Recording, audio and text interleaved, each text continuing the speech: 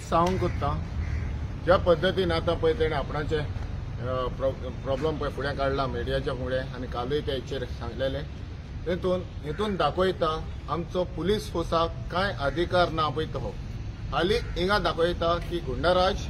आनी बाउन्सराचे हें आहा पळय ते आमचे पुलीस आहात म्हणटा पळय ते हालीं युनिफॉर्म घालून हालीं पळोवपाक म्हणटा पळय ते कित्याक आयज गरज आसली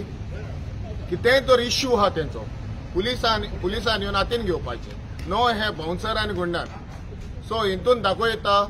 जो आमचो लॉ अँड ऑर्डर सिट्युएशन पळय गोंयांत आहा ते काबार जाल्ल्याने सबसायड जाल्ल्या कडेन आहा आनी येत ना म्हणून लॉ अँड ऑर्डर हें काबार जाल्ल्या कडेन आहा सो आतां जो पळय आतां ताका इन्सिडंट जाला